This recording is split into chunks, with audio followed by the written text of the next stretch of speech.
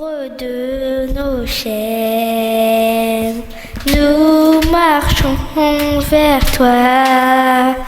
Ta main souveraine affermit nos pas, armés de lumière, couronnés d'éclat.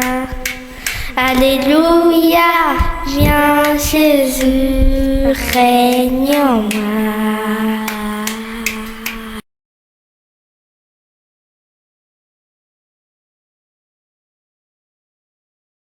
Mes frères et sœurs, donc aujourd'hui on va encore poursuivre dans l'enseignement. Donc on est toujours dans l'affermissement. On avait vu déjà la foi comme le plus grand des piliers selon Paul, qui dit dans 1 Corinthiens chapitre 13 verset 13, maintenant donc ces trois choses demeurent, la foi, l'espérance et l'amour, mais la plus grande c'est l'amour. Ensuite il y a la foi et l'espérance. Je veux préciser que on ne peut pas dire bibliquement parlant que l'espérance elle est plus grande que la foi, ou la foi plus grande que l'espérance. Non, la plus grande c'est l'amour. Maintenant, il n'y a pas une hiérarchie entre la foi et l'espérance. Donc on avait vu déjà la foi, maintenant on va parler de l'espérance. L'espérance, c'est la ligne d'arrivée, c'est le but final, c'est comme un athlète, il fait des progrès, il persévère, il fait tous ses efforts pour un jour atteindre la ligne d'arrivée. Donc l'espérance, c'est le but final, c'est la ligne d'arrivée. Et l'athlète ne se repose que lorsque il atteint la ligne d'arrivée. Donc tous ses progrès, ses efforts, c'est dans le but d'un jour d'atteindre la ligne d'arrivée. Donc on ne se repose que lorsqu'on est dans notre espérance. C'est comme aussi quelqu'un qui veut un portable, il va dans un magasin, il voit un portable qui lui plaît. Et son espérance, c'est d'avoir ce portable. Et qu'est-ce qu'il fera? Mais il fera tous ses efforts, tous ses moyens. Il mettra en œuvre tous les moyens possibles pour pouvoir saisir son espérance. Donc, l'espérance, c'est ce qu'on n'a pas encore. Mais on se bat pour avoir l'espérance. Donc, ça veut dire que tant qu'on n'a pas encore atteint notre espérance, il n'y a pas lieu de se reposer. On progresse, on persévère, donc c'est l'espérance qui détermine les progrès, la persévérance. Voilà pourquoi, en tant qu'enfants de Dieu, nous aussi, nous avons une espérance, mais attention, on ne doit pas se tromper d'espérance, on doit avoir la bonne espérance. Et donc, on va parler forcément durant le long de l'enseignement de la mauvaise espérance. Vous comprendrez quelle est la mauvaise espérance. Mais la bonne espérance du chrétien, c'est cette espérance qui va déterminer ses progrès, qui va déterminer sa persévérance, parce qu'en tant que chrétien, il faut que on persévère dans la foi et qu'on progresse dans les œuvres du Père, dans la sanctification, qu'on progresse dans la crainte de Dieu. Donc c'est l'espérance qui produit toutes sortes de persévérance en Christ. Et voilà pourquoi notre espérance, c'est voir un jour Jésus-Christ. Voilà, c'est notre espérance. Jésus disait dans Jean chapitre 17,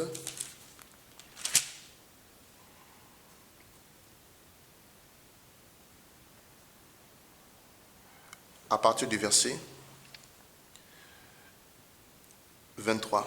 Je suis en eux et toi en moi, afin qu'ils soient parfaitement un, comme le monde, et que le monde connaisse que c'est toi qui m'as envoyé et que tu les as aimés comme tu m'aimais. Verset 24. Père, mon désir c'est que ceux que tu m'as donnés soient avec moi, là où je suis. Donc Jésus dit clairement que mon désir c'est que ceux que tu m'as donnés soient avec moi, là où je suis, afin qu'ils contemplent la gloire que tu m'as donnée. Donc vous voyez que Jésus était clair dans Jean 17, verset 24, que son désir était que ceux que le Père lui a donné, notamment nous, c'est les enfants de Dieu, que nous soyons avec lui et que nous contemplons sa gloire. Donc l'espérance du chrétien, c'est de voir la gloire du Messie, la gloire du Christ, voir tel qu'il est. Et ensuite, être avec lui dans le royaume, dans la gloire, dans la nouvelle Jérusalem. Et aussi saisir, prendre en possession tous les trésors que le Père a prévus pour chacun de ses enfants, les couronnes, les trônes, voilà, les sceptres, voilà, avec lesquels on va gouverner, donc les richesses à venir, la nouvelle Jérusalem. Donc c'est ça notre espérance. Ça veut dire quoi? Ces choses, on ne les a pas encore vues. Voilà pourquoi Paul nous dit dans Romains chapitre 8, verset 24, car c'est en espérant que nous sommes sauvés. Or, l'espérance qu'on voit n'est plus espérance. Donc, on ne peut pas dire que nous avons l'espérance quand on a déjà possédé la chose. Celui qui a saisi le portable qu'il veut, il est rentré dans l'espérance. Il n'a plus besoin de persévérer pour obtenir le portable. Donc, on persévère pour obtenir ce qu'on n'a pas encore. Par la foi, nous avons, mais manifestement, nous n'avons pas encore vu le Seigneur. Et c'est la course de tout chrétien. Finir sa course en voyant le Seigneur et être avec lui dans le royaume, dans la gloire. Et voilà pourquoi il dit au verset 25. Mais si nous espérons ce que nous ne voyons pas, c'est que nous l'attendons avec patience et persévérance. Donc, ça veut dire quoi? Aussi longtemps que nous sommes sur terre, tant qu'on n'a pas encore vu le Seigneur Jésus-Christ dans sa gloire, on n'est pas encore avec lui dans le royaume, dans la gloire, tel que le royaume est. Tant qu'on n'est pas encore avec lui dans la nouvelle Jérusalem, rien ne doit arrêter nos progrès. Nous devons progresser dans la foi, dans les œuvres du Père, dans la crainte, dans la sanctification. Parce que la Bible déclare, sans la sanctification, personne ne verra le Seigneur. Et la Bible aussi est claire, il dit que celui qui se sanctifie davantage. Donc c'est comme un athlète, il veut tellement atteindre la ligne, il fait des progrès, il persévère. Donc il dit, si nous attendons, si nous espérons ce que nous ne voyons pas, donc si on espère voir Jésus qu'on ne voit pas encore, on espère être avec lui dans la nouvelle Jérusalem qu'on ne voit pas encore, nous attendons avec persévérance. Ça veut dire quoi? Aucune tentation, aucune épreuve, aucune réalité de la terre, aussi dur que ce soit la vie sur terre parfois, avec tout ce que ça comporte, les épreuves, tout ça, ne pourra arrêter notre persévérance dans la foi, à se sanctifier, à servir le Seigneur, parce que nous voulons voir Jésus et nous voulons qu'il nous récompense en nous disant, bon et fidèle serviteur, en nous faisant rentrer dans sa joie, dans son royaume, dans la nouvelle Jérusalem avec lui. Donc, mes frères, c'est l'espérance qui propulse la persévérance, les progrès dans la marche avec le Seigneur, dans la vie de tout enfant de Dieu. C'est l'espérance. Pourquoi la bonne espérance ne peut pas arrêter la course d'un enfant de Dieu. Voilà pourquoi tout chrétien doit avoir la bonne espérance. L'espérance, je vais encore l'imaginer comme une très haute montagne qu'il faut escalader. Et on vous dit, mais l'espérance, c'est de voir le Seigneur. Pour voir le Seigneur, c'est arriver jusqu'au sommet de la montagne. Si vous voulez voir Jésus dans sa gloire, il faut atteindre le sommet de la montagne. Allez, tout le monde est motivé, on commence sa course. Et vous savez que lorsque plus on monte, ça tire dans les muscles. Et c'est difficile. Voilà pourquoi plus les années passent, la sanctification, il faut le faire, mais parfois elle est très combattue, ça devient difficile. C'est dur de se sanctifier, mais il faut le faire. Et vous réalisez que finalement, plus vous tentez d'escalader les niveaux, ça tire dans les muscles et ça devient difficile. Mais qu'est-ce qui va vous motiver? Premièrement, l'amour que vous avez pour le Seigneur. Vous l'aimez tellement, vous direz que non, j'aime tellement Jésus de Nazareth. Je veux tellement le voir au sommet de la montagne que même si c'est dur, ça ne va pas empêcher vos progrès. Vous allez continuer à escalader de niveau en niveau jusqu'à ce que, quelle que soit la difficulté de la hauteur de la montagne, vous avez tellement le désir de voir que vous arriverez jusqu'au sommet de la montagne. C'est ça la marche avec le Seigneur. C'est comme spirituellement, nous sommes en train d'escalader les hauteurs.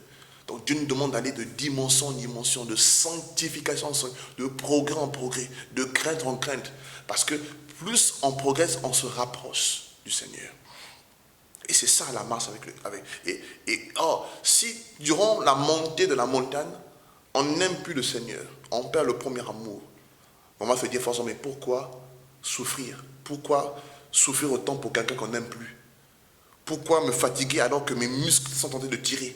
Alors que je ne l'aime plus, autant me redescendre. Pourquoi? Beaucoup, comme la Bible déclare, en raison des progrès de l'iniquité, l'amour de beaucoup de personnes te refroidira. Et donc, beaucoup arrêteront de se sanctifier, de progresser et repartiront dans le monde, l'apostasie. Donc, c'est la bonne espérance qui nous garde de l'apostasie. C'est la bonne espérance qui nous permet vraiment de toujours être dans la bonne direction.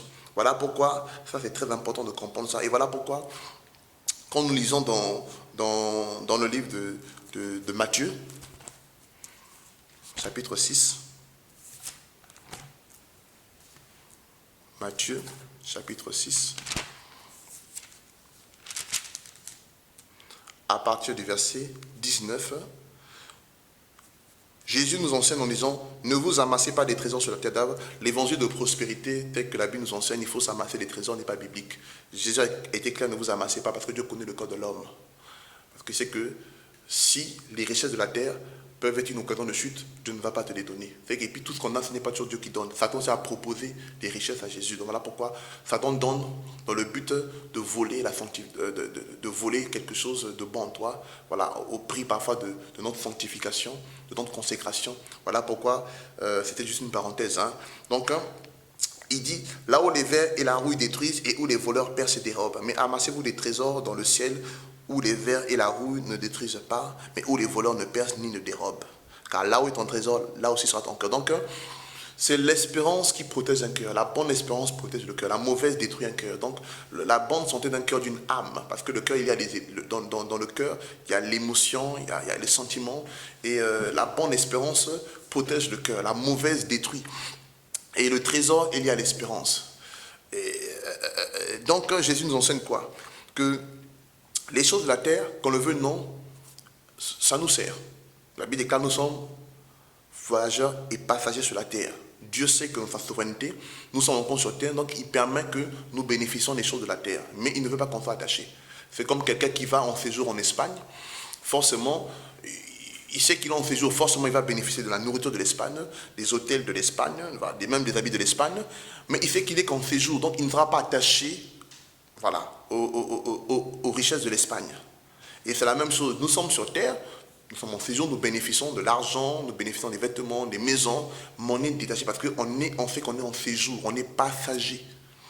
Voilà pourquoi, si nous nous attachons aux choses de l'Espagne de façon manifeste, alors qu'on sait très bien qu'on est passager, le jour où on va quitter l'Espagne, notre cœur sera déçu. Et voilà pourquoi il dit, la rouille vient, détruit, les voleurs percent, et voilà pourquoi papa, Dieu peut permettre que les voleurs viennent voler chez les chrétiens. Voilà, regardez, une voiture on l'achète, après, elle devient sujet à des dépenses, et c'est des soucis à cause de la voiture. Les vêtements, on les achète, ces vêtements-là, un jour finissent par s'abîmer. Vous voyez que tout ce qui est terrestre, mes frères, un jour finissent toujours par nous faire défaut. Voilà pourquoi ce n'est pas la peine qu'on s'attache. Vous connaissez l'histoire de Job. Job, Dieu l'a éprouvé. Tout ce qu'il avait, ses enfants, ses biens, Dieu a retiré. C'était pour voir si son cœur était attaché aux choses que Dieu lui donnait ou à Dieu lui-même, ou à ce qui est céleste, à Jésus-Christ, à la nouvelle Jérusalem. Mais Job a démontré à Dieu en disant, Dieu a donné, Dieu a repris. Mais Job a continué à honorer le Seigneur. Voilà pourquoi Dieu ne l'a plus rien refusé. Tout simplement parce que il avait montré à Dieu que son cœur n'était pas attaché aux choses de la terre, mais à Dieu d'abord. Que Dieu prenne, que Dieu donne, il honorait le Seigneur. Vous savez pourquoi Dieu a tout remis entre les mains de Jésus, homme. Jésus et Dieu, on est bien d'accord. On ne va pas revenir sur l'enseignement de la divinité du Christ. Mais Jésus, homme, en tant que fils, Dieu le Père lui a remis tout pouvoir dans le ciel et sur la terre. Il est héritier de toutes choses. Pourquoi? Parce que, bien que les trésors du ciel, les richesses de la terre, il en est propriétaire légal, héritier de toutes ces choses, aucune de ces choses, aucune richesse dans les cieux ou sur la terre ne peut prendre l'amour qu'il a pour le Père. Et voilà pourquoi Dieu lui a tout confié. Voilà pourquoi c'est très important de comprendre ça. L'espérance garde le cœur d'un homme. Mais par contre, si nous avons une mauvaise espérance, je vais prendre un témoignage, comme c'est le cas d'un homme que je connais, qui est décédé aujourd'hui, c'était l'ami à mon papa. Il vivait à l'époque, il avait une villa, une très belle maison. Et voilà que ce monsieur, il avait travaillé toute sa vie pour sa maison. Tous les progrès qu'il avait fait durant toute sa vie, sa marche sur terre, c'était pour sa maison. Et sa maison était son repos. Alors il est venu en France, et derrière, dans les années 1994, 98, 2000, il y a eu beaucoup de guerres au pays, notamment la dernière qui était la plus atroce, celle de 98 au Congo, au Brazza. On pillait, on brûlait les maisons, on les détruisait. Et donc on l'appelait pendant qu'il était en France en lui disant, votre maison a été pillée, a été détruite, il a fait une crise cardiaque. C'est la parole, mes frères, c'est ce qui est écrit. Là où est ton trésor sera ton cœur. Sa maison était son trésor. Et on détruit, brûlé, pillé sa maison, c'était son cœur qu'on avait touché. Et pendant que brutalement on lui a annoncé la nouvelle, en plein coup de fil, il a fait une crise cardiaque. Beaucoup de chrétiens malheureusement souffrent parce qu'ils sont attachés à des hommes, ils sont attachés à des femmes, ils sont attachés à des familles, ils sont attachés à des enfants. Et quand les épreuves viennent, ils sont déçus parce qu'ils n'ont pas la bonne espérance. Or, ce monsieur-là, il aurait l'espérance de voir Jésus-Christ, de voir la nouvelle Jérusalem et la maison que Christ a préparée pour lui. Comme Christ a dit, je m'en vais là-haut pour vous préparer une place. Il aurait dit quoi? Je suis triste, Seigneur, c'est vrai, parce que j'ai perdu une maison pour laquelle j'ai beaucoup donné, mais mon but final, ma ligne d'arrivée, c'est de voir toi. Et pour rien au monde, je ne vais arrêter ma course. Il aurait poursuivi sa course en persévérant dans la sanctification, en cherchant le Seigneur de tout son cœur. Et du coup, son cœur aurait été gardé, aurait été protégé. Voilà pourquoi, quand on a la bonne espérance, mes frères, quelles que soient les situations, rien ne peut arrêter notre crainte, notre sanctification. Nous voulons voir Jésus-Christ de Nazareth. Voilà pourquoi, vraiment, gardons notre cœur et que voir Jésus et voir la nouvelle Jérusalem soit la chose qu'on chérisse le plus. Paul pouvait dire dans Colossiens chapitre 3, verset 1, « Vous qui êtes ressuscités avec Christ, affectionnez-vous des choses d'en haut et non des choses sur la terre, là où Christ est assis à la droite. » Vous voyez que Dieu nous demande que notre cœur s'affectionne à Jésus-Christ, aux choses célestes, aux choses de la gloire à venir. Et ça fait que lorsque les choses de la terre nous font défaut, la famille, les enfants, parce qu'on peut perdre un père, on peut perdre une mère, on peut perdre. C'est des choses qui arrivent. Job est un exemple, frère. Mais si notre espérance est liée à ça, c'est notre cœur qu'on a touché. Vraiment, gardons notre cœur, gardons nos émotions et protégeons notre cœur avec le bon trésor qui est Jésus-Christ de Nazareth. Notre espérance, c'est le voir. Nous voulons le voir tel qu'il est. Nous voulons voir la grandeur, la beauté du Messie, de Jésus-Christ de Nazareth. Fait que l'éternité fait que lorsque, je vais terminer avec ça, lorsque Pierre, Jean-Jacques ont été sur la montagne, ils ont contemplé la gloire du Messie, ils l'ont vu dans sa gloire.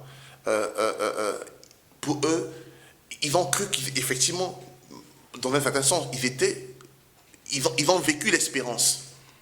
Quelle était la réponse de Jacques, Jean et Pierre? Il est bon que nous demeurions ici. Ils ont oublié qu'en bas de la montagne, ils avaient laissé des femmes et des enfants. Pour eux, ils étaient dans la gloire. Et c'est ça, le but final. Contempler Jésus, ça nous rassasie. Beaucoup de chrétiens n'ont pas encore vu le Seigneur. Voilà pourquoi ils sont encore attachés. Voilà pourquoi tous ceux qui ont le privilège, comme Paul, de voir Christ glorifié, il dit, je regarde tout comme de la boue. À cause de l'excellence de la connaissance, nous avons besoin de voir le Seigneur. Pour que rien, aucune épreuve, aucune tentation n'arrête notre marche, nos progrès. Que le Seigneur nous encourage et que vraiment, en écoutant l'enseignement, vous vous gardez vraiment de la mauvaise espérance qui sont les choses vaines, les choses passagères. Voilà. Tout ce qu'on voit sur la terre vont passer, dit la parole. Mais les choses invisibles demeureront éternellement. Jésus-Christ lui-même, il est la parole. Il dit, la parole demeure éternellement. Donc, que le Seigneur vous encourage, vous bénisse. On va prier le Seigneur pour que le Seigneur travaille dans vos cœurs et que sa parole soit semée dans vos cœurs. Seigneur, je te prie que ta gloire éclate et que vraiment ta parole puisse vraiment efficacement travailler dans les vies. Que ton nom soit béni, que ton nom soit sanctifié et que ceux qui entendent ta parole reçoivent cette parole comme dans une bonne terre et que ta parole produise la vie, soit vivifiée et soit vraiment une lettre vivante et que toute la gloire, Papa, te revienne. Au nom de Jésus-Christ. Amen.